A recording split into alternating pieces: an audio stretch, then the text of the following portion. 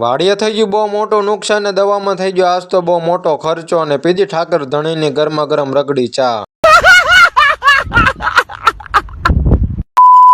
તો જય શ્રી રામ મિત્રો, વાગી જશે સવારના 8। નાસ્તો આપણો હાથે લઈને જવાનું છે વાડીએ।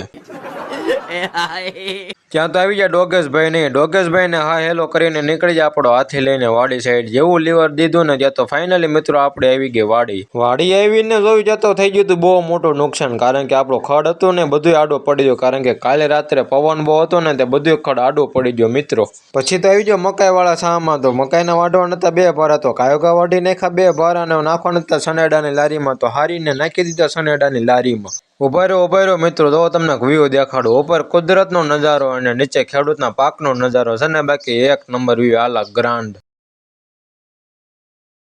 પછી તો આવી ગયો મગવાળા સામાં, તો જેટલી પાકલ સિંગો છે ને બધી ઉતારો નથી, એટલે આપણે સોની સ્પીડે કરી દીધું મગની સિંગ ઉતારવાનું કામ ચાલુ અને ભરી લીધું આખું વાવણિયું। વાડીએ બધું કામ પતાવીને નીકળી જાય આપણે હાથી લઈને ઘરે, ને માણી લો કુદરતના નજારાને।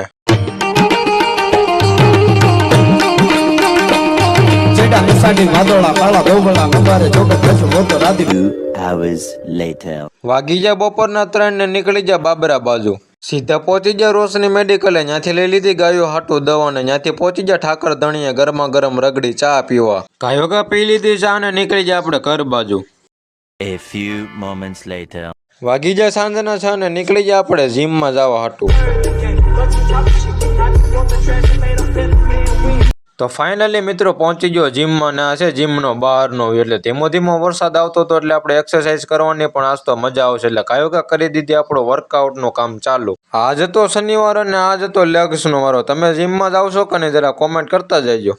ને કાયોગા વર્કઆઉટ પતાવી દીધો ને પડી ગયા સાંજ, તો આપણો મિની વ્લોગ અહીંયા સુધી રાખીએ। આવા જ મિની વ્લોગ જોવા માટે તમારા ભાઈની ચેનલને સબસ્ક્રાઈબર કરી નાખજો। રામ રામ।